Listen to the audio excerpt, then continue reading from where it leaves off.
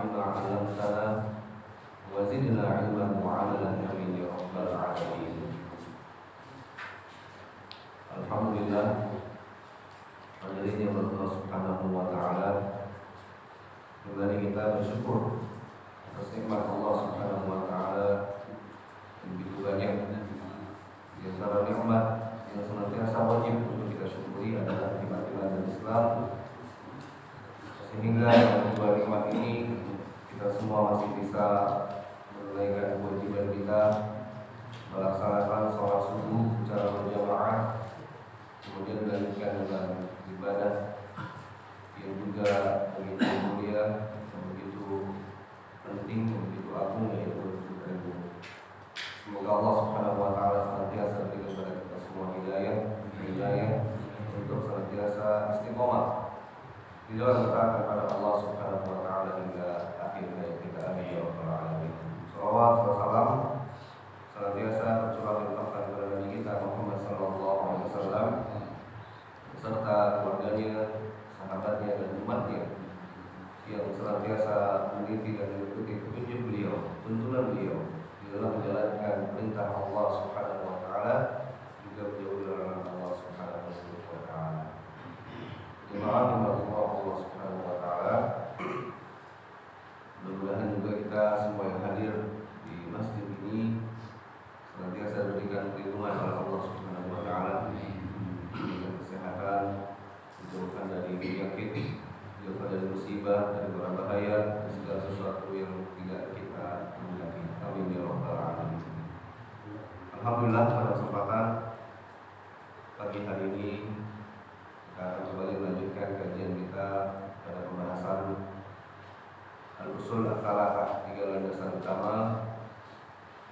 Kita akan menjelaskan Al-Aslu Al-Thalith, yaitu landasan yang ketiga, yaitu adalah Ma'rifatul Nabi Muhammad sallallahu alaihi wasallam, mengenal nabinya Muhammad sallallahu alaihi wasallam. Pada pembahasan Ma'rifatul Nabi Muhammad sallallahu alaihi wasallam, pembahasan tentang mengenal Nabi sallallahu alaihi wasallam, kita sudah sebutkan bagaimana disebutkan oleh Syekh Abdullah Al-Fauzan rahimahullah taala, bahwa mengenal Nabi sallallahu alaihi wasallam ini meliputi atau mencakup beberapa perkara. Minimal ada 4. Yang pertama yaitu adalah ma'rifatun nasab, mengenal nasab. Jadi sudah kita jelaskan pada pembahasan kajian kita pada kesempatan lalu, di mana Nabi sallallahu alaihi wasallam memiliki nasab yang begitu mulia. Yang kemudian ini juga menjadi di antara hikmah Allah Subhanahu wa taala menjadikan nasab beliau sebagai nasab yang mulia, sehingga dalam dakwah menjalankan perintah, menjalankan wahyu yang Allah Subhanahu wa taala berikan kepada beliau, kemudian dimudahkan oleh Allah Subhanahu wa taala. Kemudian yang kedua adalah ma'rifatu umurihi wa makani waladatihi, mengenal atau mengetahui umur beliau. Yang beliau memiliki usia hingga akhir hayat beliau, yaitu 63 tahun. Yang kemudian usia beliau yang sebetulnya tidak begitu panjang, namun bagaimana Allah Subhanahu wa taala menjadikan dalam sirah perjalanan hidup beliau menjadi tuntunan dan menjadi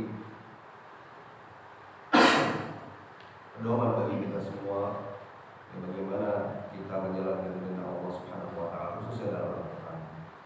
Kemudian mengenal tempat beliau dilahirkan, di mana beliau dilahirkan di kota Mekah.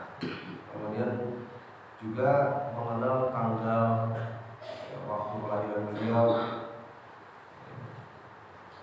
Beliau dilahirkan di hari sendiri pada tanggal umumnya 12 Rabiul Awal tahun Gajah, tahun Gajah Arab. Dan tentu kelahiran beliau ada hikmahnya, yang diantaranya adalah bagaimana kemudian para ulama tidak ada yang memberikan keterangan secara pasti kapan tanggal kelahiran beliau. Hanya hadis-hadis yang sahih menunjukkan bahwa beliau dilahirkan pada hari Senin, dan beliau pun pada hari Senin kemudian melaksanakan puasa, sehingga kemudian para sahabat yang lainnya pun mengikuti beliau yaitu berpuasa. Kemudian yang ketiga adalah ma'rifatul hayatihi an-nabawiyah, yaitu mengenal kehidupan beliau semasa menjadi atau setelah masa kenabian. Ketika beliau dilantik menjadi seorang nabi dengan turunnya surah Al-A'la ayat pertama sampai ke-5. Kemudian dilantik menjadi seorang rasul dengan turunnya surah Al-Mudaththir. Ini menjadi awal permulaan bagaimana kemudian dakwah beliau. Ya tentu sama-sama kita mengetahui bagaimana Nabi SAW ya permulaan dakwah beliau. Kalau kita perhatikan dari mulai sebelum Nabi SAW dilahirkan itu sudah disiapkan. Ya, disiapkan bagaimana nasab beliau, disiapkan kemudian bagaimana kelahiran beliau. Ya, yang kita tahu sama-sama banyak sekali keberkahan di kelahiran beliau. Di antaranya adalah bagaimana ketika ibunda beliau Aminah kemudian ketika melahirkan melihat ada cahaya yang keluar dari rahim beliau. Ini adalah di antara keberkahan dan persiapan bagaimana Nabi SAW kemudian akan membawa risalah, membawa wahyu Allah Subhanahu wa taala yang begitu ya cukup berat, ya termasuk berat. Baik, kemudian yang keempat adalah ma'rifatu ma bu'itsa bihi, mengenal apa yang beliau bawa, ya, yang dengannya beliau diutus. Tentu Nabi SAW diutus kepada kita semua bukan ya untuk hal yang sia-sia, tapi menjadi pedoman, menjadi nikmat yang paling besar. Kata para ulama, nikmat yang paling besar di antara nikmat yang Allah berikan pada kaum muslimin adalah diutusnya Nabi Muhammad SAW. Dan musibah yang paling besar ya, yang dirasakan oleh kaum muslimin adalah wafatnya Nabi SAW. Ya, maka perkara keempat ini adalah ya, perkara di antara perkara yang paling penting yang kita harus tahu dari Nabi SAW. Mengenal apa yang beliau bawa, mengenal dengan apa beliau diutus. Sehingga ketika kita mengenal, kita mempelajari, kemudian kita memahami dengan baik, maka kita bisa mengamalkan. Dan ini juga yang menjadi dasar daripada Allah Subhanahu wa taala meneguhkan ya, perkataan kita, meneguhkan keimanan kita ketika nanti kita ditanya oleh malaikat. Ya, madinu, ya man rabbuk, siapa Tuhanmu, siapa Rabbmu. Kemudian madinu, apa agamamu, kemudian dikatakan yang ketiga man nabi, siapa nabi atau siapa nabi yang diutus membawa ya, agama Islam. Dan ini menjadi persiapan kita, ilmu yang menjadi wajib, ya, ilmu yang senantiasa yang harus kita persiapkan. Ya, ketika kita menjawab pertanyaan mereka itu, maka kita mampu menjawab dengan lancar. Baik, jemaah Allah Subhanahu wa taala, kita masuk pada perkataan Syekh Muhammad bin Abdul Wahhab At-Tamimi rahimahullah taala tentang muddatul dakwah di Makkah, tentang masa dakwah beliau di kota Makkah. Kita sudah melewati masa pelantikan beliau menjadi seorang nabi dan kemudian menjadi seorang rasul. Qala al-mu'allif rahimahullah taala wa rahimallahu lana wa lakum akhadha ala hadha 10 sinin yad'u ila tauhid. Nabi sallallahu alaihi wasallam mendakwahkan Islam ini di kota Mekah selama 10 tahun yad'u ila tauhid. Yang mana 10 tahun yang kita tahu beliau berada di Mekah selama 13 tahun.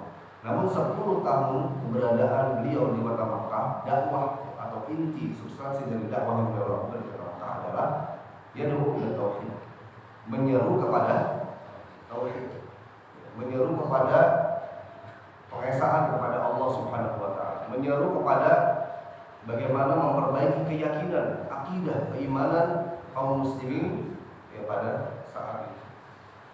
Dan ini menunjukkan ya, para ulama mengatakan bahwasanya dengan dakwah beliau ya, yang pertama kali kepada tauhid dan belum pada saat itu ada syariat kewajiban sholat bahkan ataupun syariat-syariat yang lainnya.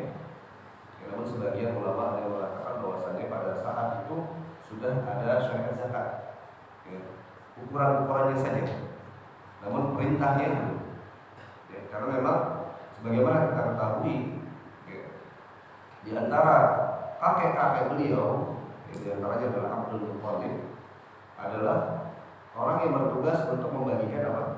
Harta-harta kepada orang-orang yang miskin. Ini menunjukkan bahwasanya sudah ada perintah untuk sedekah dengan ukuran tertentu, tapi belum ada perintahnya. Sudah ada ukurannya. Ya. Namun sebagian ulama mengatakan yang lainnya bahwasanya belum ada syariat zakat, puasa, sholat, yang ada hanya perintah untuk bertauhid. Ya, sebagaimana ya, Nabi SAW memerintahkan kepada Mu'adz bin Jabal ketika diutus kepada negeri Yaman, ya, "Faltakun awwala ma tad'una ilaihi." Ya, maka jadikanlah apa yang kau perintahkan, apa yang kau suruh kepada mereka adalah untuk mengesahkan Allah Subhanahu wa Ta'ala. Dan kalau kita perhatikan, ya, misi ataupun langkah pertama yang diserukan oleh Nabi Muhammad SAW adalah bukan sebuah misi, bukan sebuah risalah yang baru. Ini adalah sebuah risalah juga yang diberikan kepada para rasul terdahulu, para nabi dan rasul terdahulu.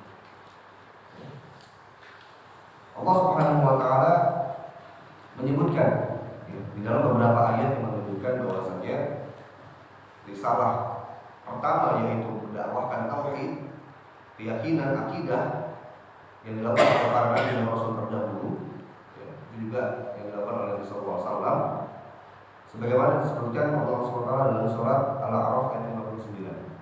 Ya, Allah Subhanahu wa Ta'ala berfirman ketika mengisahkan tentang rasul yang pertama. Siapa Pak? Nabi Nuh alaihissalam. Ini rasul pertama. Kemudian Allah Subhanahu wa Ta'ala mengabarkan bahwasanya Nabi Nuh alaihissalam berkata kepada kaumnya, umatnya, "Ya qaumi ibudullaha." Wahai kaumku, beribadahlah kepada Allah Subhanahu wa Ta'ala. "Ma lakum min ilahin ghairuh." Tidaklah ya bagi kalian ilah sesembahan atau Rabb kecuali Dia Allah Subhanahu wa Ta'ala. Maka Nabi Nuh ini yang memerintahkan tauhid dulu sebelum syariat-syariat yang lainnya. Juga kemudian di dalam surat An-Nahl ayat 36 Allah SWT berfirman, "Wa laqad ba'atsna fi kulli ummatin rasulan." Dan sungguh Allah SWT telah mengutus di setiap umat rasul. Ya, jadi yang namanya rasul berarti dia punya umat. Ya, baik, kita sudah jelaskan kemarin bahwasanya perbedaan antara rasul dengan nabi. Ya, di antaranya adalah rasul itu memiliki umat ya, tersendiri dan memiliki kitab atau wahyu yang kemudian Allah Subhanahu wa Ta'ala berikan kepadanya. Kalau kata Allah Subhanahu wa Ta'ala, dan sungguh telah kami utus di setiap umat rasulnya. Dan apa yang diperintahkan oleh rasul tersebut? Ani'budullaha wajtanibut taghut. Untuk menyembah Allah Subhanahu wa Ta'ala dan menghindari atau menjauhi taghut. Ya, secara bahasa taghut ini adalah taghayatuhu, ya, melampaui batas. Jawaz anil amr, melampaui batas. Secara syariat, dikatakan oleh Syekh Al-Imam Ibnu Qayyim rahimahullah taala bahwasanya taghut ini adalah setiap sesuatu yang melampaui batas dan kemudian sesuatu yang melampaui batas ini diibadahi, kemudian diikuti ataupun ditaati dan berhukum dengan yang melampaui batas ini. Ini adalah taghut. Jadi bisa bermakna ya, sesembahan selain Allah. Bisa bermakna seseorang yang mengajak menyeru kepada kemungkaran ataupun menyeru kepada perbuatan ingkar terhadap hukum Allah Subhanahu wa Ta'ala. Ini adalah masuk ke dalam makna daripada taghut. Artinya bahwa para nabi dan rasul atau para rasul terdahulu, misi utama yang mereka lakukan adalah ibadah kepada Allah dan juga menjauhi perbuatan atau menjauhi ibadah kepada Allah. Kemudian juga dalam surah Al-Anbiya ayat ke-25 Allah Subhanahu wa Ta'ala berfirman, "Wa ma arsalna min qablika min rasulin." Tidaklah kami utus sebelum engkau daripada rasul illa nuhi ilaihi, kecuali telah kami wahyukan kepadanya annahu la ilaha illa ana fa'budun. Sesungguhnya tidak ada ilah sembahan kecuali aku, maka sembahlah aku. Maka sembahlah beribadahlah kalian kepada aku. Maka ini menunjukkan bahwasanya para rasul terdahulu yang dilakukan pertama kali adalah untuk mendakwahkan, menyerukan tauhid atau akidah pengesaan kepada Allah Subhanahu wa taala. Sehingga para ulama dan Imam Nawawi rahimahullah taala dalam Syarh Al-Salihin menyebutkan bahwasanya ini juga dijelaskan oleh Syekh Ibnu Taimiyah rahimahullah taala bahwa makna Islam secara umum itu adalah apa yang dibawa oleh Nabi dan Rasul terdahulu dari awal sampai akhir secara umum. Dan umat-umat Nabi tersebut disebut dengan Muslim. Umat Nabi Nuh, yang mengikuti Nabi Nuh, umat Nabi Musa, Nabi Isa, Nabi Ibrahim dan para Nabi terdahulu, mereka adalah Muslim. Allah Subhanahu Wa Taala sebutkan dalam surat Al-Baqarah ayat 128, ketika Nabi Ibrahim dan juga Nabi Ismail alaihissalam, Nabi Ibrahim berdoa kepada Allah, Rabbana waj'alna muslimaini laka. Wahai Rabb kami, jadikanlah kami kami ini berdua menjadi dua orang yang Islam atau menyerahkan diri kepada Allah. Wa min dzurriyyatina, dan juga dari anak keturunan kami, ummatan muslimatan lak, yaitu umat yang berserah diri kepada Allah. Ini menunjukkan bahwasanya Nabi Ibrahim dan Nabi Ismail alaihissalam menyebut diri mereka sebagai seorang Muslim secara umum. Adapun secara khusus, itu adalah umat yang mengikuti Nabi Muhammad SAW atau setelah diutusnya Nabi SAW. Allah SWT berfirman dalam surat Al-Imran ayat 19, Inna dina indallahil Islam. Sungguhnya agama yang diridhoi oleh Allah Subhanahu Wa Taala adalah agama Islam. Kemudian tidak hanya tauhid yang didakwahkan diserukan oleh Nabi SAW, akan tapi apa? Wa yubayyin asyirk wa yuhadzir minhu, menjelaskan tentang perbuatan syirik atau lawan daripada tauhid yaitu syirik, dan juga memperingati manusia untuk menjauhi perbuatan syirik. Ini menunjukkan bahwasanya tauhid ini adalah aujabul wajibat, yang paling wajib dari kewajiban-kewajiban. Ya, Allah wajibkan kepada kita sholat lima waktu, wajibkan kepada kita semua puasa, zakat, haji bagi mampu. Dan kemudian para ulama menyebutkan bahwasanya akidah atau tauhid ini adalah aujabul wajibat, kewajiban yang paling wajib. Sebagaimana lawannya yaitu syirik sebagai kezaliman yang paling besar atau larangan yang paling besar. Jadi perintah yang paling besar, kewajiban yang paling wajib itu tauhid, dan larangan keharaman yang paling haram, larangan yang paling dilarang adalah syirik. Makanya kita ambil hikmah di sini, faedah yang dapat kita petik adalah bahwa kita dapat menjalankan perintah Allah, sholat kita, menjaga sholat lima waktu kita, menjaga puasa kita, menjaga sedekah kita, baca Quran, ibadah-ibadah semua yang Allah perintahkan kita dapat jaga selama kita jaga apa? Iman tauhid kita kepada Allah. Ya, sangat erat hubungannya. Ketika seseorang yang tidak memiliki keimanan, tidak memiliki tauhid yang benar, maka akan habis bahan bakarnya. Ketika sudah habis bahan bakarnya, ya kita lihat sholatnya pun akan lalai. Kita lihat ya, menjalankan kewajiban perintah-perintah Allah SWT itu lalai. Di antara sebabnya kata Allah bukan hanya karena hawa nafsu, bukan karena syubhat, tetapi di antaranya karena lemahnya iman. Dan lemahnya iman ini ya, juga kaitan dengan masalah ilmu. Selama orang terus meningkatkan atau belajar ilmu agama, mengenal Allah Subhanahu Wa Taala, mengenal agama Islam, mengenal Nabi SAW, maka dia akan terus ya, memiliki bahan bakar untuk menjalankan perintah Allah Subhanahu Wa Taala. Baik, jemaah Allah Subhanahu Wa Taala. Kemudian Syekh melanjutkan, setelah beliau menjelaskan bahwasanya Nabi SAW berdakwah ya, selama 10 tahun. Inti dari dakwah beliau di Makkah itu adalah dakwah tauhid, mengesahkan Allah Subhanahu Wa Taala. Maka beliau kemudian menjelaskan di antara beberapa fase daripada kehidupan beliau, perjalanan ya, kenabian beliau, perjalanan apa yang beliau bawa. Ya, banyak peristiwa setelah Nabi SAW ya, diangkat menjadi seorang Nabi dan Rasul. Bagaimana kemudian Nabi SAW setelah itu, apakah sudah dakwahnya? Tidak. Ya. Banyak pertentangan, penolakan dari suku Quraisy, dari kaum kafir Quraisy.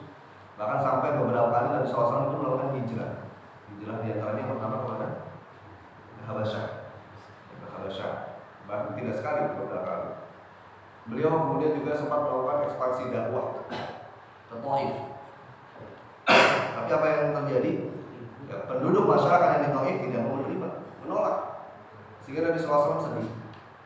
Ya, tambah lagi gincakan dan juga penolakan dari suku kaum kafir Quraisy itu semakin kuat. Ya. Nah, maka kemudian ya, ada satu peristiwa yang membuat Nabi SAW itu mendapatkan ya, tambahan motivasi, mendapatkan hiburan, mendapatkan penguatan dari Allah Subhanahu wa taala, yaitu dengan adanya peristiwa Isra Mi'raj. Ya, jadi hikmah dari Isra Mi'raj itu bukan hanya ya, yang nanti kita akan bahas, namun juga diantaranya sebagai tasbih, sebagai bentuk Allah Subhanahu wa taala memberikan hiburan kepada Nabi sallallahu alaihi wasallam. Mendapatkan wahyu pertama yaitu surah Al-Alaq itu sangat berat ya, sampai beliau menggigil.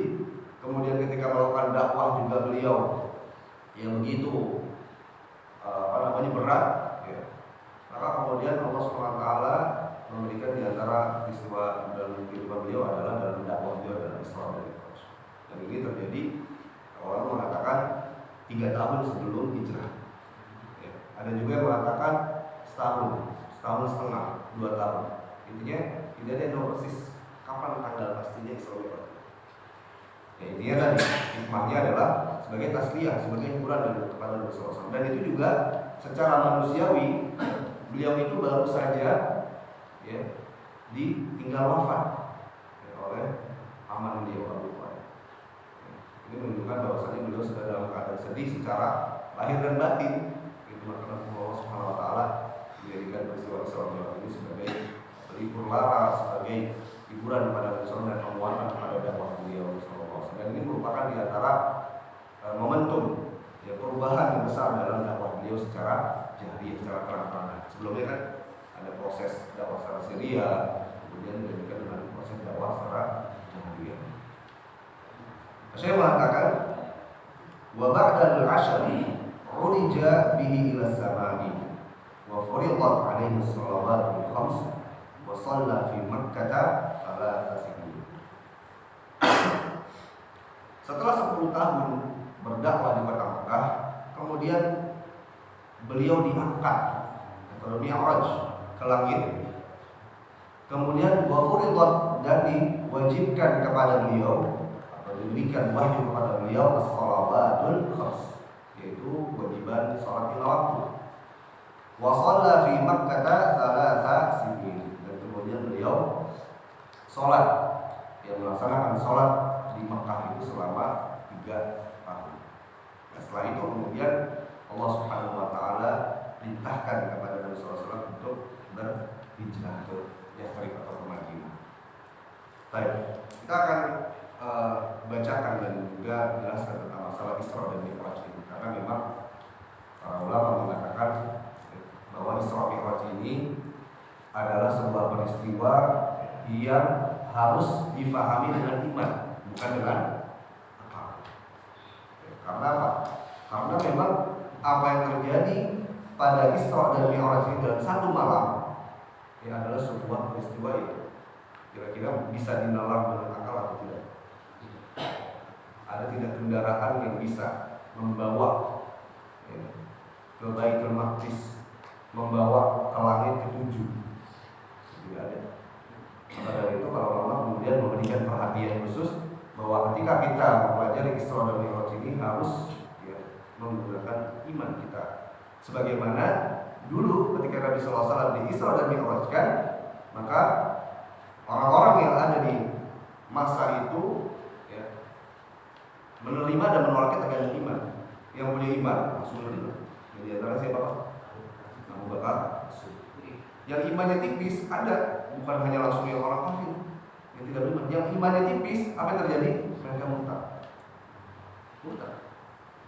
Ada pun yang tidak punya iman, wah menghina.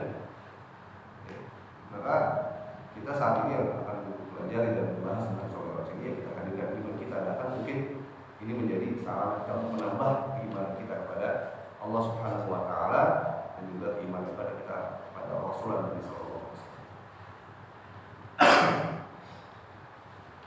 Al-Isra, Isra itu sendiri secara bahasa adalah as-sayru bisyakhsi lailan. Perjalanan bersama dengan seseorang pada waktu malam hari. Adapun secara istilah, secara syariat, dalam pembahasan akidah ini adalah sayru Jibril alaihi salam bin Nabi sallallahu alaihi wasallam min Makkah ila Baitul Maqdis. Yaitu perjalanan malam Nabi sallallahu alaihi wasallam bersama dengan malaikat Jibril alaihi salam dengan perjalanan daripada Mekah ke Baitul Maqdis atau Baitul Maqdis, Al-Aqsa. Kemudian secara kemudian secara Mi'raj, penjelasan Isra, Mi'raj. Ada Mi'raj adalah secara bahasa al-alatul lati yu'raju biha wa hiya al-mas'ad. Yaitu sebuah kendaraan atau sebuah alat yang digunakan untuk naik, atau sesuatu yang membantu orang untuk naik. Kalau di zaman kita sekarang ada banyak Pak ya, alat teknologi yang membawa kita untuk naik. Kalau umumnya tangga, kalau sekarang sudah ada tangga berjalan, sekarang ada lagi apa? Lift. Itu bisa dikatakan sebagai sebuah alat. Nah, Mi'raj secara bahasa itu adalah alat untuk naik. Adapun secara syariat, as-sulamul ladzi urija bihi Rasulullah SAW min al-ardi ila sama, yaitu sebuah tangga yang membawa Nabi SAW naik dari dunia, dari bumi menuju ke langit, yaitu langit ke ketujuh. Maka Isra dan Mi'raj ini adalah sebuah perjalanan ya, secara vertikal dan secara horizontal. Ya, perjalanan ke Baitul Maqdis dari Makkah, kemudian ke langit ketujuh dari Baitul Maqdis. Ya. Kemudian adapun hadis-hadis yang menjelaskan terkait ya, tentang peristiwa Isra Mi'raj ini sangat banyak. Ya, kita sebutkan beberapa hadis. Yang diantaranya yang disebutkan oleh Syekh Ibnu Utsaimin rahimahullah taala dalam penjelasan dari kitab ini. Beliau katakan bahwasanya al-uruj as-su'ud wa minhu qawluhu ta'ala. Beliau menukilkan ayat-ayat yang berkaitan dengan masalah Mi'raj ini ataupun tentang masalah Isra dan Mi'raj. Adapun Isra ya, secara khusus ini kemudian Allah SWT abadikan dalam surat Al-Isra ya, di mana ayat pertama Allah Subhanahu wa taala berfirman subhanalladzi asra bi 'abdihi lailan minal masjidil haram ila masjidil aqsa. Ya, Maha suci Allah Subhanahu wa taala yang telah asra, mengisrakan. Jadi Isra ini apakah pengakuan dari Nabi SAW atau pengakuan bahwa Allah yang mengisrakan? Bukan pengakuan dari diri Nabi SAW, tapi pengakuan bahwa Allah yang mengisrakan. Ya, maka dalam ayat ini Allah SWT berfirman asra, yang telah mengisrakan bi 'abdihi, ya, hambanya itu Nabi Muhammad SAW lailan, pada sebuah malam minal masjidil harami ila masjidil aqsa, dari masjidil haram menuju ke masjidil aqsa. Nah, kemudian untuk Mi'raj ya, itu Allah Subhanahu wa taala sebutkan dalam surah An-Najm ayat 13 sampai 18. Ya. Dan juga pada surah Al-Ma'arij ayat 4. Ya. Pada surah An-Najm ayat 13 sampai 18 Allah SWT berfirman wala qad ra'ahu nazlatan ukhra, dan sungguhnya Nabi sallallahu alaihi wasallam telah melihat malaikat Jibril dengan rupa yang aslinya pada kesempatan yang lain. Jadi 2 kali. Inda Sidratil Muntaha, di antaranya adalah ketika berada di Sidratil Muntaha. Indah Jannatul Ma'wa, yang di sebelah dari Sidratul Muntaha ini ada sebuah surga ataupun jannah taman, maksudnya sebuah surga. Itu yaghsha sidrata ma yaghsha, di mana Sidratul Muntaha ini diliputi, dinaungi oleh sesuatu yang menutupinya. Masa Allah yang melihatnya tidak akan melampaui daripada Sidratul Muntaha ini. Laqad ra'a min ayati rabbil Rasul Nabi SAW telah melihat daripada tanda-tanda yang lebih besar dari Allah Subhanahu wa taala. Ayat ini menjelaskan tentang bagaimana Nabi SAW ketika berada di Sidratul Muntaha. Kemudian dalam surat Al-Ma'arij, ta'rujul malaikatu war ruhu ilaihi. Malaikat itu kemudian naik. Dan juga arwah di sini, para mufassirun mengatakan adalah malaikat Jibril alaihi salam. Jadi arwah itu bukan hanya ruh dari manusia, tapi maknanya adalah malaikat Jibril alaihi salam. Kemudian saya menyebutkan sebuah hadis yang diriwayatkan oleh Anas bin Malik radhiyallahu taala anhu yang dikeluarkan oleh Imam Al-Bukhari. Kita ambil salah satu riwayat yang sahih, yang paling sahih, dan riwayat yang menjelaskan secara detail tentang peristiwa Isra dan Mi'raj ini. Sahabat Anas bin Malik radhiyallahu taala anhu meriwayatkan bahwasanya beliau mendengar Nabi sallallahu alaihi wasallam menceritakan kepada beliau, kepada Anas bin Malik. Fa bainama huwa naim fil hijr fil Ka'bah atahu atin fa shaqqa ma baina thaghra nahrihi ila asfali batnihi thumma istukhrija qalbu fa mala'ahu hikmah wa imanan. Ketika Nabi sallallahu alaihi wasallam sedang tidur di Hijr Ismail, atau para ulama menyebutnya dengan Hatim, itu di mana tempat Nabi Ismail alaihissalam kemudian membantu ayahnya, yaitu Nabi Ibrahim alaihissalam, dalam membangun Ka'bah. Nabi SAW sedang istirahat, sedang tidur di sana. Kemudian tiba-tiba beliau didatangi dengan sesosok, yang tidak lain adalah malaikat. Fasyaqqa ma baina thaghratin nahri. Apa yang terjadi? Apa yang beliau lakukan? Maka malaikat ini membelah dada beliau. Membelah dada beliau. Ada beberapa ayat mengatakan dari pangkal tenggorokan ke dada, ada yang mengatakan dari dada ke perut. Jadi dibelah. Dan kalau kita perhatikan, kalau kita pelajari, Nabi SAW dulu juga pernah dibelah ya, pada masa kecil, yaitu ketika beliau selesai disapih oleh ibu susu beliau, yaitu Halimah As-Sa'diyah dan Sa'ad, yang kemudian setelah selesai disapih, karena melihat keberkahan yang ada pada Nabi SAW, di mana Halimah Sa'diyah ini kan di antara kisahnya cukup menarik Pak ya, ketika para ibu susu datang ke Mekah untuk mencari anak yang disusui. Pada saat itu semua ibu susu sudah dapat, hanya Halimah Sa'diyah yang belum dapat. Dan hanya Nabi SAW pada saat itu ada bayi yang beliau dengar, yang Halimah Sa'diyah dengar bahwasanya bayi ini yatim. Karena mendengar yatim otomatis ya tidak mau baik secara manusiawi, ya tidak ada upahnya. Tapi kemudian di akhirnya Halimah Sa'diyah membawa bayi tersebut yang dari Nabi SAW, kemudian ternyata mendapatkan berkah. Di antaranya adalah hewan tunggangannya yang tadinya kurus, tiba-tiba kemudian begitu gemuk dan juga memiliki air susu yang banyak yang bisa diperah. Kemudian ketika sampai di rumahnya, ketika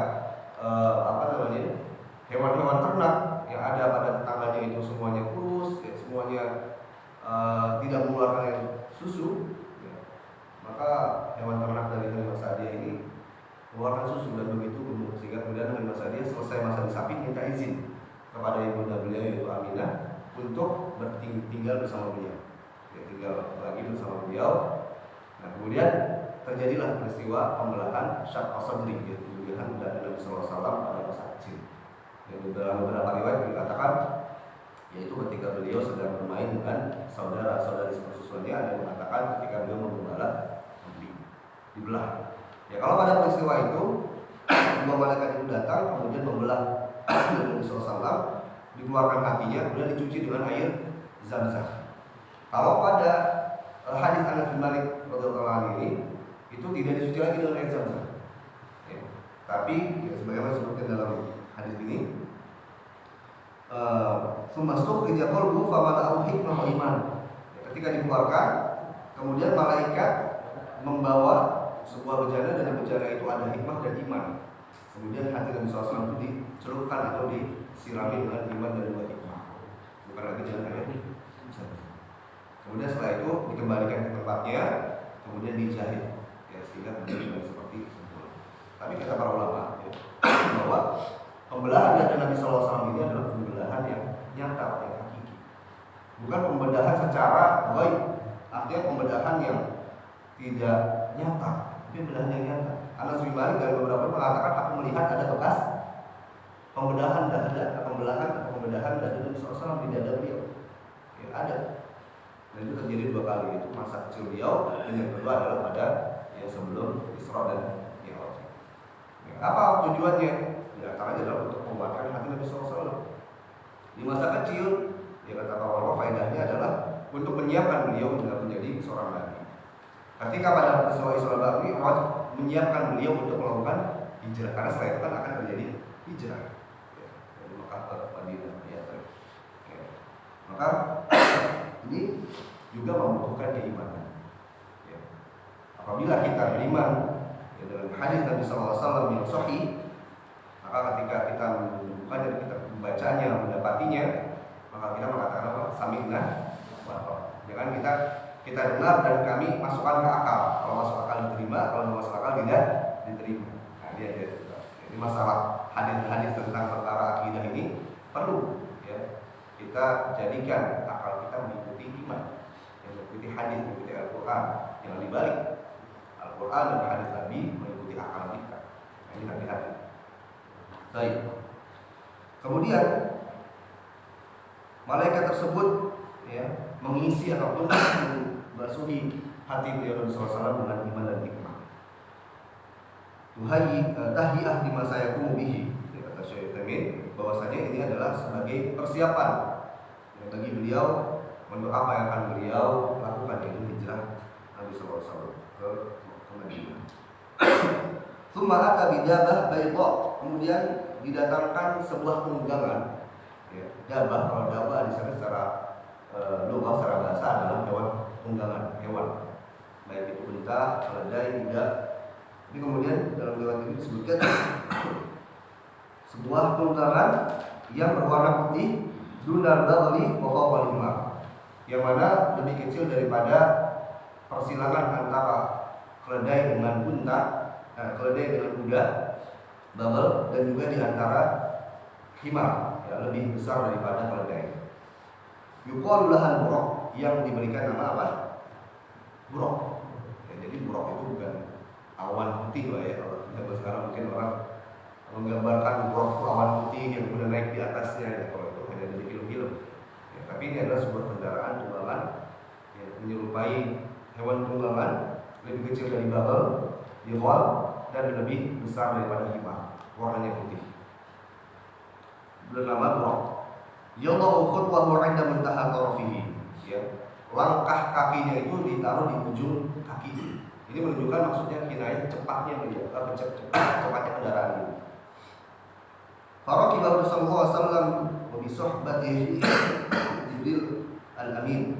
Maka Nabi SAW mengendarinya bersama dengan Jibril al-Amin hatta wasala Baitul Maqdis, sampai ya, ke Baitul Maqdis. Fanazala hunaka wa shalla bil anbiya. Kemudian turun jadi Masjid Al-Aqsa atau Baitul Maqdis, kemudian sholat bersama dengan para nabi.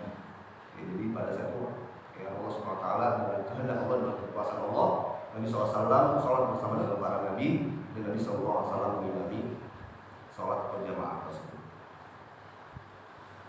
Imaman di kulli al-anbiya'i wal mursalin yusalluna khalfahu liyatabayyan bidzalika fadl Rasulullah SAW wa syarafihi wa annahu al-imam al-mahdi. Ini faedahnya adalah menunjukkan bahwasanya Nabi SAW itu memiliki keutamaan, dan juga menunjukkan bahwasanya Nabi SAW sebagai nabi terakhir dan yang diikuti. Dan ini juga menunjukkan bahwasanya ini diantara kebesaran ataupun mukjizat Nabi SAW, di mana kemudian Nabi SAW setelah melakukan Isra, perjalanan malam ini, kemudian sholat bersama dengan para nabi. Tsumma urija bihi Jibril ila sama'i dunya. Kemudian setelah itu Jibril alaihissalam yang naik, yang membawa Nabi SAW naik ke langit dunia. Fastaftah, kemudian meminta dibukakan pintu. Faqila man hadza, kemudian dikatakan dari dalam di balik pintu, siapa ini? Qala Jibril, Jibril mengatakan Jibril. Qila wa man ma'ak. Jadi dikatakan bersama dengan siapa engkau? Qala Muhammad, bersama dengan Muhammad. Qila dikatakan wa qad ursila ilaihi, apakah sudah dilantik menjadi seorang rasul, sudah dilantik menjadi seorang utusan? Qala na'am. Jibril mengatakan iya. Qila kemudian dikatakan kepada pintu itu marhaban bihi, ya, selamat datang. Fa ni'mal maji jaa fa fataha lahu fawajada fiha Adam faqala Jibril. Setelah dibukakan ternyata di balik pintu itu adalah Nabi Adam alaihissalam. Maka kemudian berkata Jibril, hada abuka Adam fasallim alaihi. Ini adalah ayahmu atau kakekmu, buyutmu, yaitu Nabi Adam, maka ucapkan salam kepadanya. Fasallama alaihi farada alaihi salam. Kemudian Rasulullah mengucapkan salam padanya dan kemudian Nabi Adam membalas salam. Wa qala marhaban bil ibni shalih. Maka kemudian Nabi Adam berkata, selamat datang dengan putra yang salih dan juga nabi yang salih. Wa idza ala yamin Adam arwahu su'ada wa ala yasari arwahu al-ashqiya min dzurriyyatihi fa idza nadhara ila yamini sarra wa dhahik wa idza nadhara ila shimalihi baka. Dan sebelah kanan dan kiri dari Nabi Adam ada beberapa kelompok orang. Sebelah kanannya adalah ruh-ruh yang gembira dan sebelah kirinya adalah ruh-ruh yang sedih ataupun kesakitan. Ya. Dan kemudian mereka itu adalah keturunan dari Nabi Adam. Apabila Nabi Adam melihat kepada sisi kanannya, Nabi Adam akan bergembira dan tertawa. Apabila melihat kepada sisi kirinya, maka Nabi Adam akan menangis. Ini bukan maksudnya umat Nabi Adam alaihissalam. Ya, dari kita semua anak cucu Adam, ada yang mendapatkan surga Allah SWT dan juga ada yang mendapatkan ya Adam neraka Allah. Tsumma urija bihi Jibril ila sama'i tsaniyah. Kemudian setelah di langit dunia ke langit kedua. Ya, kemudian meminta dibukakan pintu sampai akhirnya sama seperti tadi ditanya siapa kau, Jibril, bersama dengan siapa, dengan Muhammad, apakah sudah diutus dan seterusnya. Fawajada fiha Yahya. Kemudian setelah dibuka pintu itu, maka di balik pintu itu ada Nabi Yahya dan Isa alaihi wassalam. Dan mereka berdua adalah ya, Ibnul Khalah, kullu wahidun minhuma Ibnul Khalah al-akhar. Sepupuan. Nabi Yahya dengan Nabi Isa itu sepupu. Kenapa sepupu? Karena Nabi Isa yang punya ibunda yaitu Maryam, dan Maryam ini punya Khalah, punya bibi. Bibinya nikah dengan Imran. Dengan siapa? Imran. Ya. Bibinya nikah dengan Zakaria, Nabi Zakaria. Nabi Zakaria kemudian punya putra namanya Nabi Yahya. Sehingga Yahya dengan Nabi Isa ini adalah sepupu. Ya. Ini disebutkan dalam hadis ini. Faqala Jibril, kemudian Jibril berkata, hadani Yahya wa Isa fasallim alaihi wa fasallam alaihi.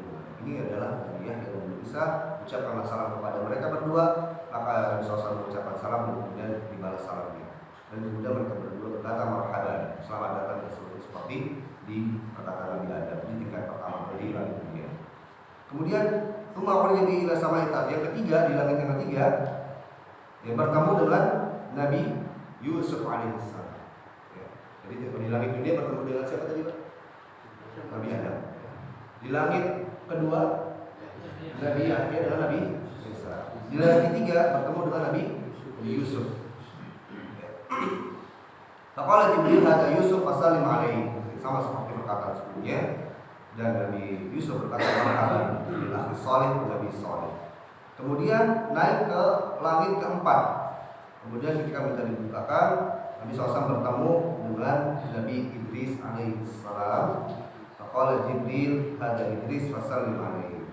Yang keempat itu bertemu dengan Nabi Idris. Sekali lagi, Pak, di langit dunia bertemu dengan ya.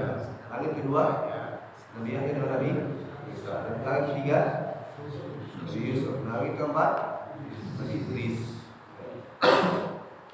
Kemudian di langit kelima ya, beliau bertemu dengan Nabi Harun. Ya, Nabi Harun putra Imran ataupun saudara dari Nabi Musa alaihi wassalam. Faqala Jibril hada Harun. Di langit kelima bertemu dengan Nabi Harun. Kemudian di langit yang keenam ya, bertemu dengan Nabi Musa alaihissalam. Ya.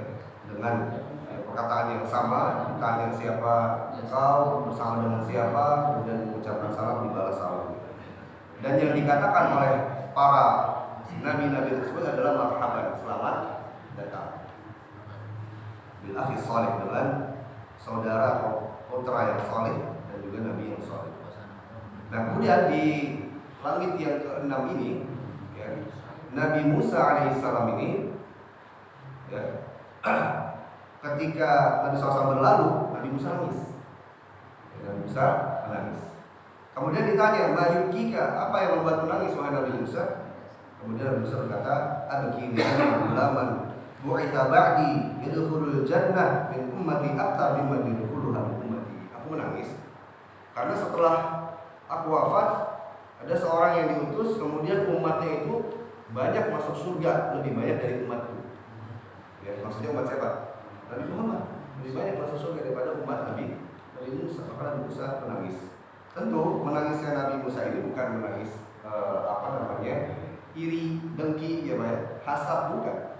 Ini menunjukkan bahwasannya ya, Nabi Musa yang sedih secara manusiawi, di mana memang kemudian ternyata banyak dari umat Nabi Musa yang tidak taat dan tidak patuh sehingga kemudian masuk dalam api neraka. Nah, kemudian langit yang ketujuh ya. Fawajada fiha Ibrahim Khalilur Rahman, bertemu dengan Nabi Ibrahim Khalilullah. Maka kemudian malaikat Jibril berkata, "Hadza abuka, ini adalah ayahmu Ibrahim, fasallim alaihi, ucapkan salam kepadanya." Maka Nabi SAW mengucapkan salam kepadanya, dijawab salamnya oleh Nabi Ibrahim. Kemudian berkata, "Marhaban bil ibni shalih wa nabi shalih." Wa inna maqafa Jibril bi Rasulullah SAW ala haulil anbiya takliman lahu wa idharan li syarafihi wa fadlihi. Apa? Ya. Faedah hikmah kenapa Nabi SAW dibawa oleh malaikat Jibril yang bertemu dengan para nabi-nabi tersebut adalah sebagai penghormatan, pemuliaan, dan juga menunjukkan kemuliaan dan juga keutamaan Nabi SAW. Ya. Kemudian di langit ke-7 ini, kalau tadi di langit ke-6 ada siapa? Di langit ke-6 bertemu dengan siapa? Nabi Musa. Apa yang terjadi di situ? Nabi Musa menangis. Kalau di langit ke-7 ini, Nabi Ibrahim alaihissalam muslidan dhahrahu ila al-baitil ma'mur fi as-sama'i as-sabi'ah alladhi yadkhulu kulla yawmin sab'una alf min al-malaikah yata'abbaduna wa yusalluna thumma yakhrujuna wa ya'uduna fi yawmin tsani. Nabi Ibrahim itu bersandar di Baitul Ma'mur. Langit ke-7. Apa itu Baitul Ma'mur? Baitul Ma'mur sebuah rumah ya, di mana malaikat setiap harinya masuk ke sana. Berapa jumlahnya malaikatnya? 70.000. Dalam riwayat ini, dalam sebalik ini 70.000 malaikat masuk. Apa yang dilakukan? Beribadah kepada Allah Subhanahu Wa Taala. Kemudian keluar. Setelah keluar 70.000 malaikat ini nggak kembali lagi. Hari berikutnya malaikat 70.000 lagi masuk, tapi malaikat yang lain. Ini menunjukkan bahwa jumlah malaikat berapa? Banyak. Ya, tidak terhingga. Yang hanya Allah Subhanahu Wa Taala yang tahu persis berapa jumlah malaikat. Kemudian setelah melewati langit ke-7, itu merupakan Nabi SAW ila sidratil muntaha. Kemudian Nabi SAW diangkat menuju ke sidratil muntaha. Faghasyiha min amrillahi min al-bahai wal hasan, ma ghasyiha hatta la yastati ahadun an yusifaha min husniha. Maka sidratil muntaha ini diliputi oleh Allah SWT, dilindungi.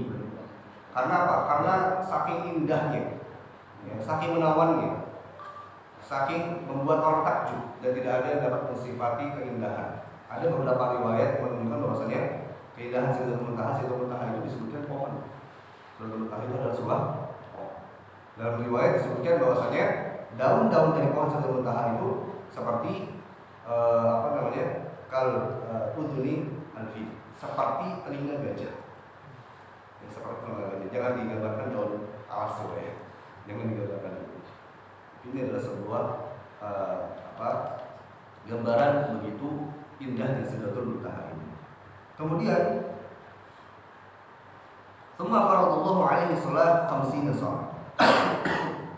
Setelah itu ketika sampai pada Sidratul Muntaha, Allah Subhanahu wa taala wajibkan kepada Nabi sallallahu alaihi wasallam syariat perintah untuk umatnya melaksanakan 50 kali salat dalam sehari semalam.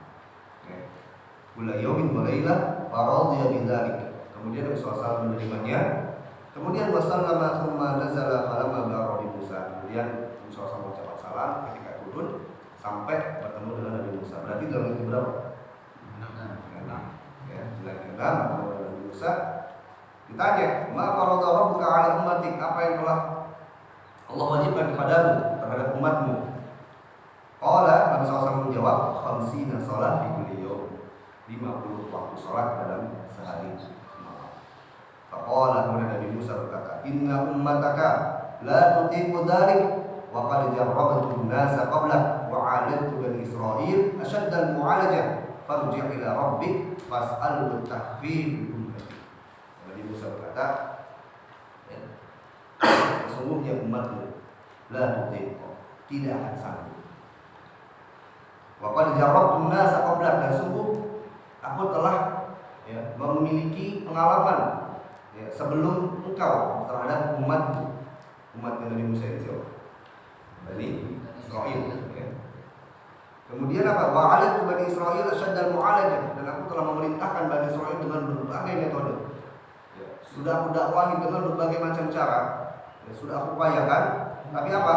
Tapi mereka tidak mau mengikuti.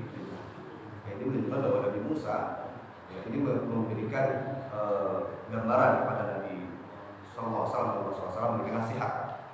Ini menunjukkan bahwasanya apa yang terjadi dari Nabi Musa pada Nabi SAW ini adalah bentuk nasihat sesama para nabi, yang artinya kita apalagi sesama umat Nabi SAW juga harus saling memberikan nasihat. Saling memberikan nasihat. Dan nasihat yang diberikan oleh Nabi Musa ini adalah sebuah nasihat yang menjadi hikmah bagi umat Nabi SAW.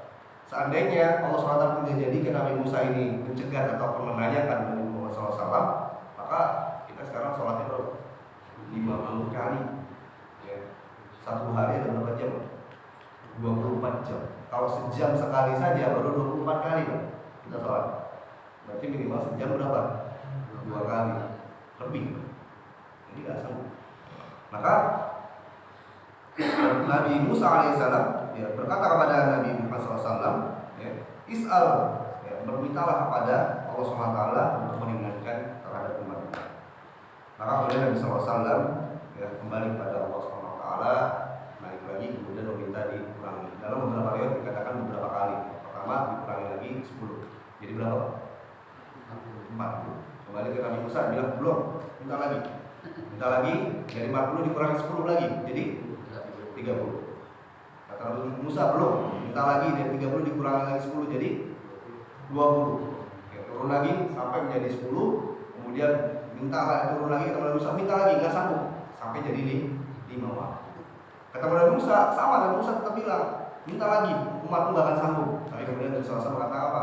Ini astahi, saya sudah malu kepada Allah SWT, sudah minta bolak-balik, sehingga kemudian Nabi Muhammad SAW menerima syariat sholat 5 waktu ini, dan juga Nabi SAW mengatakan bahwasanya syariat 5 waktu ini sudah Allah ringankan. Sebagaimana Nabi SAW pernah bersabda tentang sholat 5 waktu ini, hiya khamsun wa hunna khamsun.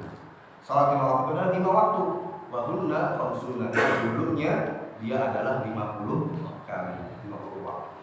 Ada juga mengatakan hiya khamsun atau hunna khamsun, maksudnya adalah pahalanya 50. Jadi satu kali sholat berapa pahalanya? 10. Kita sholat subuh tadi 10, nanti zuhur 10, asar 10, terusnya sampai isya menjadi 50 pahala. Nah, tapi kalau kita perhatikan yang menarik, ketika Nabi Musa mendapati Nabi SAW sudah dikasih sampai 5, kata Nabi Musa, umatku tidak sanggup. Terjadi atau tidak, Pak?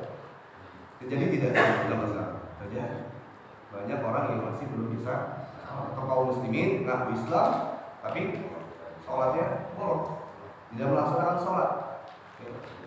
Dan terkadang mereka biasa, nah ini luar biasa. Padahal sholat itu wajib. Tapi kemudian banyak kaum muslimin yang malah biasa meninggalkan sholat. Ini diantara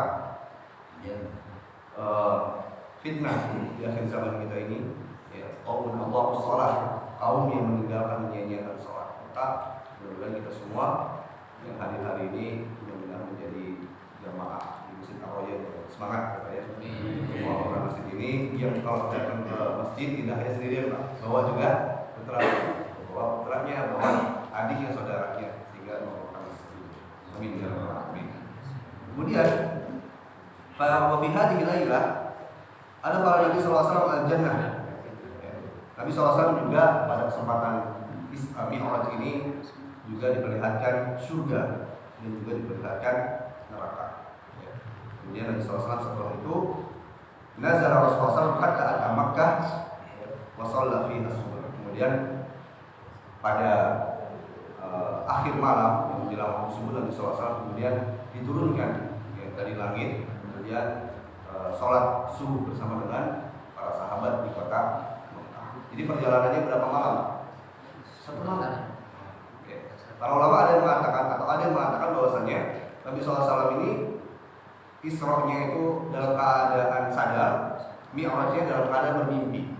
Ada yang mengatakan seperti itu. Tapi beberapa riwayat yang sahih mengatakan bahwa Isra dan Mi'raj Nabi SAW ini dalam keadaan yaqdha, dalam keadaan sadar, tidak mimpi. Betul-betul tidak mimpi. Nah, adapun pertemuan Nabi SAW dengan para nabi, kita tahu para nabi sudah wafat. Dari Nabi Adam, Nabi Ibrahim dan semuanya. Para ulama mengatakan bahwasanya Nabi SAW itu dipertemukan ya ruhnya kepada ruh para nabi tadi. Jadi bukan berarti para nabi itu dihidupkan lagi, bukan. Tapi dipertemukan ruhnya ya, dengan Nabi Sallallahu Alaihi Wasallam. Dan banyak sekali hikmah dari Isra dan Mi'raj ini. Kalau ingin lebih membahas luas tentang Isra Mi'raj atau apa yang terjadi di peristiwa-peristiwa perjalanan Nabi SAW, itu ada nama kitab fikih sirah. Fikih sirah tentang fikih daripada perjalanan sirah Nabi SAW yang ditulis oleh Dr.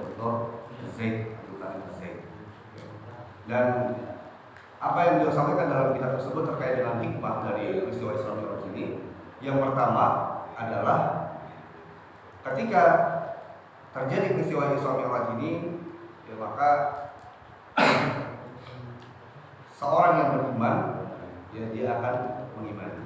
Adapun yang tidak beriman, ya pasti dia akan menalar dengan akal. Ya pasti akan menalar dengan akal. Ya, apakah mungkin? Dan seterusnya. Juga ada hikmah kenapa Isra dulu, kenapa nggak Mi'raj dulu? Kenapa perjalanan ke Baitul Maqdis dulu? Kenapa tidak Mi'raj ke langit itu dulu? Ini menunjukkan bahwasanya kalau Isra ya, ke Baitul Maqdis ini perjalanan di bumi. Pada saat Nabi SAW Isra ini, apakah ada penduduk atau suku dari Quraisy ini di Mekah yang pernah ke Baitul Maqdis? Ada tidak Pak? Ada. Ya. Orang-orang di Mekah, suku Quraisy yang pernah ke Baitul Maqdis, ada atau tidak? Ada. Sehingga ketika Nabi SAW Isra, kemudian ditanya ya, oleh suku Quraisy tentang sifat-sifatnya, bagaimana Baitul Maqdis itu dan seterusnya, ketika Nabi SAW menjelaskan, penduduk Quraisy ini, suku Quraisy ini yang sudah tahu, maka dia akan membenarkan, oh iya betul ya, ternyata seperti ini bentuknya, seperti ini sifatnya, seperti ini keadaan ya. Kemudian ketika Mi'raj ya, apakah ada yang pernah kalian tuju? Tidak ada ya. Sehingga seandainya Mi'raj terlebih dahulu yang dikabarkan, maka pasti kemudian ya, orang-orang itu akan mengatakan bahwasanya itu adalah sebuah kedustaan, sebuah khayalan. Tapi ketika dikatakan tentang Isra dan semua penduduk ataupun beberapa orang yang ada di kota Mekah itu pernah ke Baitul Maqdis, maka mereka menyatakan bahwa apa yang dikatakan oleh Nabi SAW adalah sebuah kebenaran. Sehingga Mi'raj yang Nabi SAW pernah dituju yang mengikuti keimanan mereka terhadap Isra, terhadap perjalanan Nabi SAW ke Baitul Maqdis. Baik. Maka kemudian setelah peristiwa Isra Mi'raj ini ya, para sahabat ya, kemudian diuji gimana ya. Di antaranya adalah sahabat Abu Bakar As-Siddiq yang mewakili golongan daripada orang-orang yang beriman.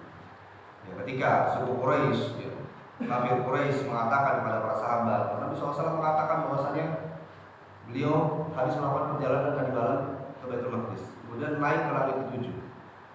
Itu ada sebuah perkataan yang dosa dan seterusnya. Tapi Abu Bakar As-Siddiq berkata kepada orang yang menyampaikan kepadanya, apakah ini dikatakan oleh Nabi SAW? Iya. Ya. Dan juga para sahabat yang mengatakan iya dikatakan oleh Nabi SAW. Maka kemudian Abu Bakar beliau siapa? Abdullah bin Abi Quhafa. Abdullah bin Abi Quhafa mengatakan bahwasanya sadaqna, ya, kami mempercayainya dan juga kami mengimaninya. Maka pada saat itulah Abu Bakar ini digelari dengan As-Siddiq, yang membenarkan, yang terakhir adalah membenarkan peristiwa Isra dan Mi'raj Nabi Sallallahu Alaihi Wasallam. Baik, jemaah Rasulullah. Maka di antara hikmah dan faedah dari Isra Mi'raj ini adalah terkait dengan masalah sholat lima waktu. Ya, pentingnya kita menjaga sholat lima waktu. Nah kemudian ya, Syekh mengatakan dalam perkataan beliau,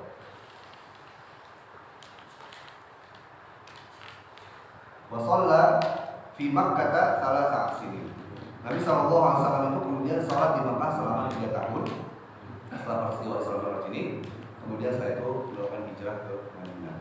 Ada sebuah riwayat yang diriwayatkan oleh Aisyah radhiyallahu anha, dikeluarkan oleh Imam Bukhari. Aisyah radhiyallahu anha meriwayatkan furidus sholatu raka'ataini. Jadi cara ataupun bentuk sholat yang pertama kali diperintahkan oleh Rasulullah pada peristiwa Isra Mi'raj ini itu 2 rakaat semuanya. Yang 4 itu 2 rakaat. Yang 4 itu sholat apa saja? Zuhur, asar dan isya, itu semua 2 rakaat. Ya, sholat subuh 2 rakaat, zuhur 2 rakaat, asar 2 rakaat, maghrib 3 rakaat, kemudian isya 2 rakaat. Itu pada permulaan, dan itu Nabi SAW melakukannya selama 3 tahun berada di Mekah. Kemudian Aisyah radhiyallahu anha, "Tsumma hajara Rasulullah SAW." Kemudian Nabi SAW itu hijrah. Nah, ketika sudah hijrah ke Madinah, fa furidat arba'an. Maka yang rubaiyat ataupun yang saat ini kita lakukan 4 rakaat itu menjadi 4 rakaat dan diwajibkan 4 rakaat bagi orang yang mukim. Adapun bagi orang yang safar, wa turikat salat safari 'ala al-ula. Dan bagi orang yang musafir, ya, diberikan syariat untuk sholat sebagaimana di permulaan, yaitu 2 rakaat. Dari yang 4 ini jadi 2. Ini namanya qasar, ya, hukum qasar. Ya, sebagaimana Allah SWT berfirman, wa idza darabtum fil ardi falaysa junaha 'alaikum an taqsuru bis shalah. Apabila kalian melakukan perjalanan di bumi, maka tidak masalah, fala junaha, tidak mengapa bagi kalian an taqsuru bis shalah, untuk mengqasar salat. Jadi yang dikosor berapa rakaat? Yang 4 saja. Kalau maghrib bagaimana? Tetap 3, ya, jangan jadi 2 juga. Dan ini banyak ya, orang yang memahaminya 3 itu yang aslinya maghrib jadi 2. Ya, karena maghrib itu namanya witru al-wusta, ya. Witir yang ada di pertengahan. Ya, witir yang ada di pertengahan. Setelah sholat wusta itu sholat asar. Setelah asar 4 rakaat, kemudian witirnya itu adalah di sholat maghrib. Ya, jadi bagi musafir dia boleh untuk mengqasar pada rakaat yang jumlahnya 4, yaitu zuhur, asar, kemudian isya. Ada penjamak, ya ini hanya sholat yang bisa dijamak, ya, antara zuhur dengan asar, maghrib dengan isya. Ya, kalau zuhur atau asar dengan maghrib bisa tidak? Tidak bisa. Ini yang banyak terjadi, di mana kemudian orang ketika di sore hari itu sangat mungkin macet gitu ya, kemudian mereka mau jamak antara asar dengan maghrib. Ini bukan jamak, namanya adalah qadha, yang qadha sholat asar. Namun tentu saja permasalahan ini kita dapat hukumnya dan siapa yang boleh melakukan qadha, siapa yang boleh melakukan qasar, siapa yang boleh melakukan jamak. Ya, ini ada ketentuan-ketentuannya. Namun asalnya kita semua melaksanakan sholat dengan adaan. Ya, adaan artinya apa? Dengan pelaksanaan sesuai dengan waktunya dan gerakan-gerakannya sesuai yang disyariatkan oleh Allah Subhanahu wa taala. Ini adalah di antara hikmah dan pelajaran yang bisa kita petik dari peristiwa dakwah Nabi sallallahu alaihi wasallam di kota Mekah selama 10 tahun mendakwakan tauhid. Kemudian setelah itu terjadi Isra dan Mi'raj, kemudian setelah itu 3 tahun yang melaksanakan sholat. Nah, itu sholatnya kemana? Kiblatnya belum ke Ka'bah, tapi ke Baitul Maqdis. Ya, ke Baitul Maqdis. Kemudian setelah itu hijrah, lalu kemudian setelah itu ada beberapa peristiwa yang lainnya yang akan kita jelaskan pada pertemuan yang selanjutnya, insya Allah. Dan juga perlu kita sama-sama Jadi catatan bahwa peristiwa Isra Mi'raj ini sebagaimana disebutkan dalam kitab ulama bahwasanya tidak ada yang tahu persis kapan tanggalnya. Apakah di bulan yang biasanya orang pahami bulan Rajab. Apakah di bulan Rajab. Kemudian pada Isra Mi'raj apakah kita harus melakukan ibadah tertentu, zikir tertentu, ya, acara tertentu, sholat tertentu, ya, tentu ini adalah sebuah ibadah yang membutuhkan dalil, yang membutuhkan keterangan. Ya, kalau pada setelah bulan Rajab bulan apa?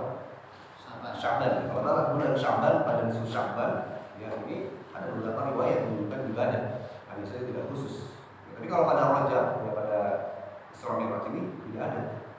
Ya, sehingga yang perlu kita pelajari dari Isra Mi'raj ini, yang perlu kita ambil dari hikmahnya adalah apa yang menjadi kewajiban pada Isra Mi'raj itu, yaitu adalah sholat. Setelah Nabi SAW dakwah selama 10 tahun memerintahkan tauhid, kemudian setelah itu memerintahkan untuk sholat. Sehingga artinya sholat artinya tauhid iman. Dan seseorang yang bertauhid ya akan melaksanakan sholat.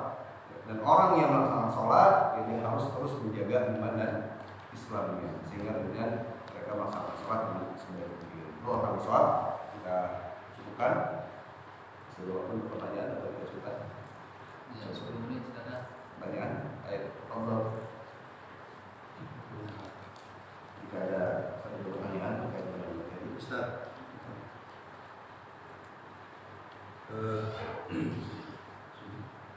Assalamualaikum warahmatullahi wabarakatuh. Waalaikumsalam. Salah satu hasil dari peristiwa Isra Mi'raj itu tadi sudah disebutkan itu perintah sholat. Tapi yang banyak orang nggak paham itu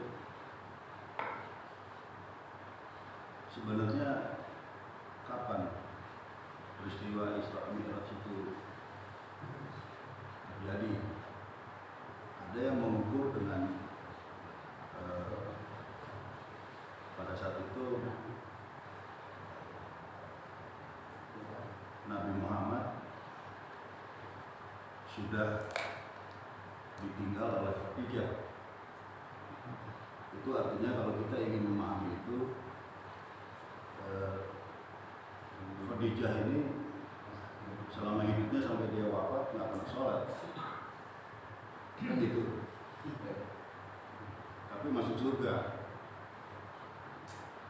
Nah kalau riwayat yang berbeda lagi, Isra Mi'raj itu katanya tahunnya sama dengan saat Nabi menerima wahyu pertama itu ya, kalau salah. Nah, yang ingin saya tanyakan itu bagaimana satu peristiwa yang begitu penting kok nggak ada yang nyatet tanggal pastinya. Kalau tahun kelahiran Nabi barangkali ya, karena waktu itu masih sangat sederhana pemikiran masyarakat. Setelah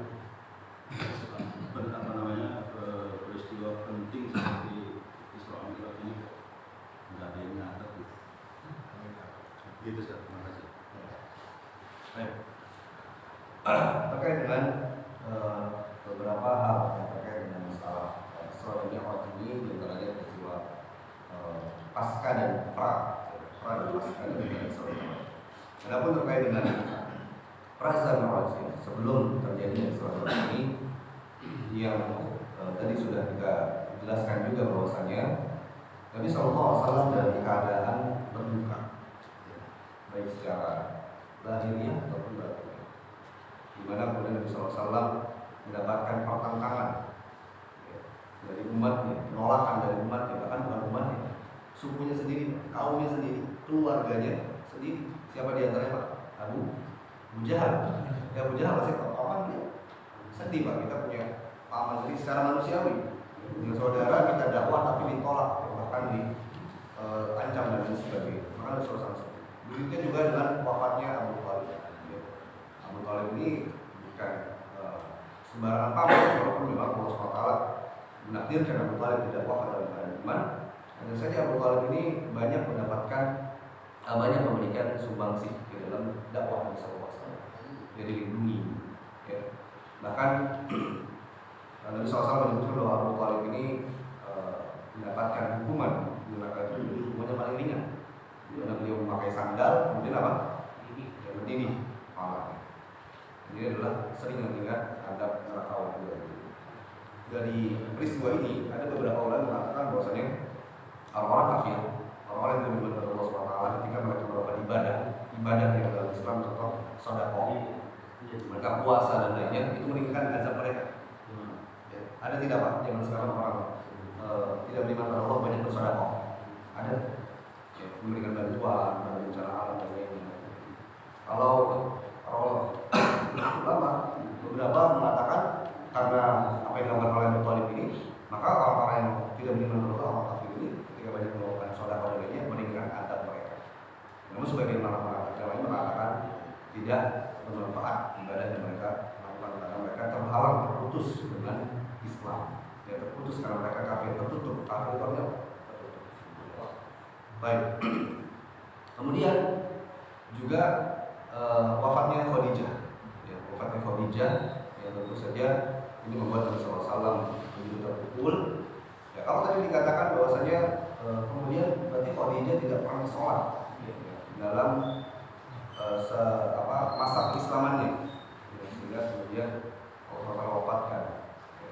Tentu setiap umat ya, mendapatkan risalah wahyu ataupun diwajibkan untuk melakukan syariat yang dibawa oleh Rasul ataupun Nabi pada masa itu. Ya. Ada beberapa syariat-syariat di sebelum Nabi SAW, di masa Nabi SAW, yang kemudian di zaman Nabi SAW masih dilakukan, di antaranya puasa. Ya. Juga sholat, sebetulnya sholat ini di zaman Nabi terdahulu ada yang melakukan, hanya saja berbeda cara. Hanya saja berbeda cara, entah itu dengan berdiri, entah itu dengan sujud. Ya. Intinya adalah berbeda caranya.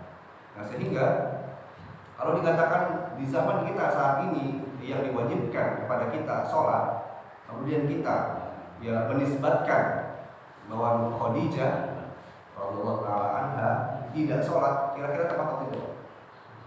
Kira-kira tepat atau tidak? Ya, kewajiban sholat bagi kita, ya, kemudian dinisbatkan kepada Khadijah radhiyallahu taala anha yang sudah wafat dan pada saat itu ya belum diturunkan syariat kewajiban sholat, kira-kira tepat atau tidak? Tidak tepat, miss. Ya. Di situ ada tidak sesuai antara diturunkan syariat dengan zaman. Ya. Kalau demikian, maka tentu ya, umat sebelum Nabi SAW ini semuanya masuk neraka, karena nggak ada yang sholat seperti kita saat ini. Seperti itu, sehingga masing-masing ada Allah SWT berfirman likulli firqatin likulli ummatin syir'atun wa minhajah. Di setiap umat itu terhadap syariat dan juga minhajah, dan juga pedoman dan tuntunan. Ini menjadi dalil bahwa setiap umat itu ada syariatnya, ada tuntunannya, ada pedomannya. Ya. Dan kita katakan bahwasanya di sini tidak ada kerancuan terhadap Khadijah radhiyallahu anha. Bahkan kalau kita mau perhatikan tentang seorang wanita berzina yang tidak pernah berubah sholat, berubah sedekah, ya. Dia kemudian menolong seekor anjing yang kehausan, kemudian wafat, kemudian masuk surga. Nah, ini lebih dahsyat lagi fitnahnya. Pezina nggak pernah sholat, nggak pernah apa-apa, nggak berhijab, dan dia masuk surga. Ya, tentu ini ada hikmahnya. Sehingga apapun yang terjadi dari kekuasaan ketentuan Allah SWT ada hikmahnya. Kalau bagi wanita pezina tadi, hikmahnya adalah ini menunjukkan keluasan rahmat kasih sayang Allah.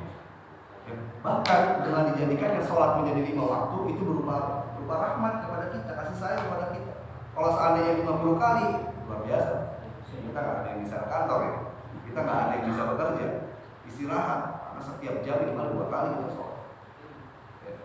Intinya adalah ini adalah di antara rahmat inna rahmatullahi wasi'ah. Sesungguhnya rahmat Allah Subhanahu wa taala sangat luas. Kemudian terkait dengan masalah pencatatan ya, daripada tarikh ataupun sejarah terkait dengan Isra dan Mi'raj ini, ya tentu hari ini kita bisa membaca sirah. Hari ini kita bisa mengambil pelajaran dari peristiwa Nabi SAW yang dibukukan oleh para ulama yang tentu saja banyak periwayatan-periwayatannya. Ya, yang kalau kita ambil contoh misalkan seperti nasab Nabi, pada saat penjelasan tentang nasab Nabi kita katakan bahwa setelah kakek Nabi SAW bernama Adnan ini sampai ke Nabi Ibrahim alaihissalam sampai Nabi Ismail dan Ibrahim, ini riwayatnya bagaimana? Riwayatnya banyak yang palsu.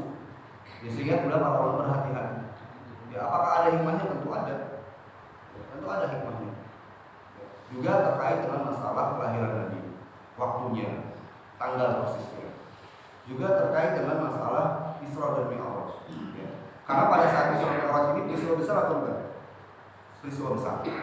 Karena saking besarnya, sehingga kemudian terjadi kehebohan di situ. Ya, tadi ada 3 golongan. Yang beriman maka mereka langsung mengimani, yang imannya tipis murtad. Ya, kita lihat bagaimana kondisi kemudian yang imannya tipis ini di antara orang-orang munafikun, di antara orang yang masih ragu-ragu dengan kenabian dan kerasulan Nabi SAW, kemudian dia keluar dari agama Islam. Kira-kira pada saat itu bagaimana kondisinya? Kondisinya tentu saja sangat istilahnya sangat gaduh rasanya. Dan orang-orang yang kafir ini membuat berita-berita dusta. Nabi SAW ini sedang ngigo, Nabi SAW ini sedang berhalusinasi. Ya, tadi malam ke Baitul Maqdis, ya, kemudian naik ke langit ke-7. Sedang gaduh sekali. Sehingga kemudian ya, tidak ada yang Allah SWT tentukan, itu tidak ada lepas daripada kehendak Allah Subhanahu wa taala. Dan apa hikmahnya? Itu tadi di antara hikmahnya. Ya, bahwa peristiwa Isra Mi'raj ini menjadi sebuah peristiwa yang kita ambil hikmahnya dan imannya, ya. Dan tidak dijelaskan secara persis Nabi SAW itu naiknya bagaimana caranya, secara persisnya gitu. Bahkan ketika dalam riwayat-riwayat yang bertemu dengan para nabi hanya bertemu, ya. Bahkan para nabi itu menjawab dengan perkataan yang sama semua. Perkataannya tadi marhaban. Ya, perkataan para nabi tadi dari Nabi Adam sampai dengan Nabi Ibrahim semuanya perkataannya sama, marhaban. Itu sudah disetting belum atau tidak? Sudah disetting. Apa hikmahnya? Banyak hikmahnya pada kita. Di antaranya adalah disunahkan kita ketika menyambut seseorang mengucapkan marhaban. Ya, makanya kalau Ramadan biasanya kita bilang ya marhaban, ya Ramadan. Padahal ini adalah sebuah ungkapan kita menerima seorang tamu sebagaimana para nabi menerima Nabi sallallahu alaihi wasallam. Ada hikmahnya semua.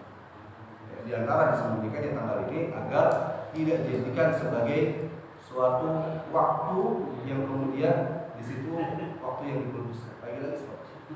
Di antaranya, dan lain sebagainya. Allah akan mungkin ada penjelasan dari para ulama yang lainnya. Itu yang beberapa yang saya kami dan saya baca dari beberapa kitab yang disebut para ulama terkait dengan Isra dan Mi'raj Nabi sallallahu alaihi wasallam. Adapun terkait dengan apakah juga Isra Mi'raj itu bersamaan waktu dengan diterimanya wahyu dari Allah Subhanahu wa taala. Pada persoalan Isra Mi'raj ini ada wahyu juga. Ya. Dan kita tak ketahui bahwa Nabi SAW itu mendapatkan wahyu dalam berbagai macam peristiwa. Ya. Berbagai macam peristiwa. Ada peristiwa yang ketika beberapa sahabat yang bertikai, ya, kemudian Allah SWT tegas berikan keterangan di situ. Kemudian ketika terjadi perang, kemudian Allah SWT memberikan wahyu. Ya.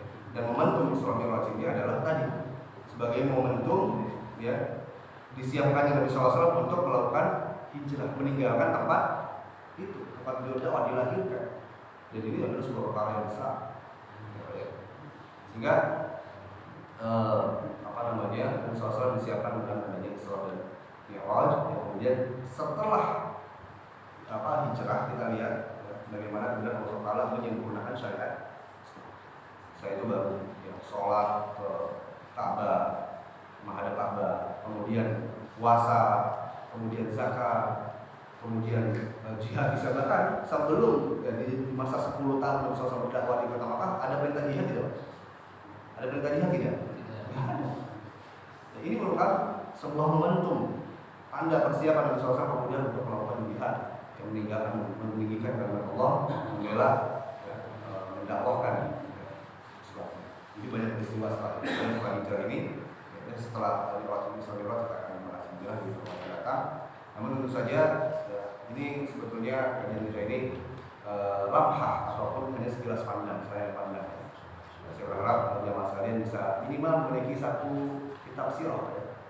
Entah itu sirah Nabawiyah Indonesia ataupun sirah Nabawiyah Syekh Abu Bakar Al-Furi, beberapa kitab-kitab sirah yang mungkin bisa kita jadikan referensi. Jadi kita isi waktu kita diantaranya untuk membaca perjalanan hidup Nabi Sallallahu Alaihi Wasallam. Kita cukupkan, kita terus sama-sama dengan membaca doa.